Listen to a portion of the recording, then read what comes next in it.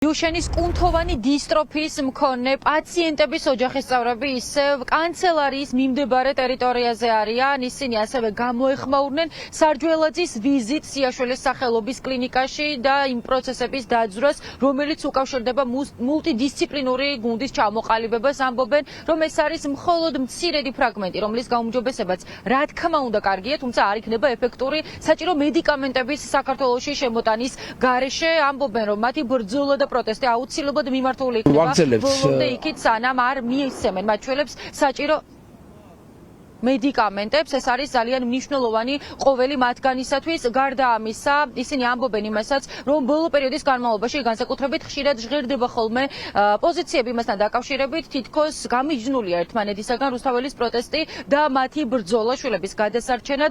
ასევე იმასაც უსვამენ ხაზს, თითქოს არსებობს გარკვეული ტიპის მცდელობა, რომ დააპირისპირონ ერთმანეთს დიუშენის კუნთოვანი დისტროფიის მქონე პაციენტების ოჯახები და რუსთაველის პროტესტის საზოგადოება. ამის საპირწონედ ამბობენ, რომ ძალიან მადლიერები არიან ყველა იმ ადამიანის, რომელიც გამოდის მათ მხარს უჭერს, მარშებში იღებს მონაწილეობას, ამიტომ ყველა დანარჩენი ინფორმაცია, რომელიც მათ შორის სოციალური ქსელების მეშვეობით ვრცელდება, მათთვის მხოლოდ პროპაგანდაა და პროცესის დაზიანებას ემსახურება.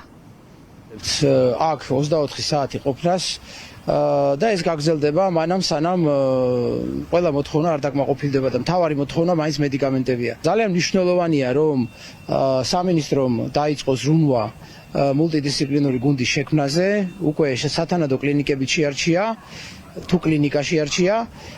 ეს არის ერთი მნიშვნელოვანი გამარჯვება. მშობლებს ჩვენ სხვა ალტერნატივა არ აქვს, გარდა იმისა, რომ საზოგადოების მხარდაჭერით გავაკეთოთ ყველაფერი, რომ სახელმწიფომ ეს მედიკამენტები საქართველოში შემოიტანოს და ჩვენმა შვილებმა მიიღონ აუცილებელი მედიკამენტები ამ დაავადების შესაჩერებლად. მე მახსოვს ზუსტად ადრეს ვთქვი და გამემეორებ, როგორ გამოვიდა ბოლო არჩევნების დროს ბიძინა ივანიშვილი და თქვა, რომ ერთხელ კიდე უნდა შეგაწუხოთ ხალხო, ერთხელ კიდე მენდეთო.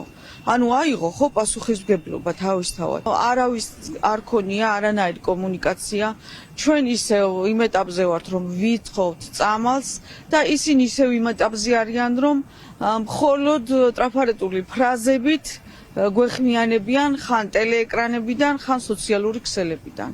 სამწუხაროდ ისევ ესე წვიმაში, თქვენ ნახეთ ალბათ რა კადრები იყო, წვიმაში ვათენ ვაღამებთ. დიუშენის კუნთოვანი დისტროფიის მქონე პაციენტების მშობლები და ოჯახის წევრები ბრძოლას აგრძელებენ. მათი გეგმები არის მრავალფეროვანი აქციებისა და პროტესტის თვალსაზრისით, აგრეთვე აპირებენ, რომ დღის წესრიგში დატოვონ კვირის ყოველკვირეული მარში. ამბობენ, რომ ეს ბრძოლა და პროტესტი იქამდე გაგრძელდება, სანამ მათი შვილებისათვის საჭირო მედიკამენტებს საქართველოში არ შემოიტანენ.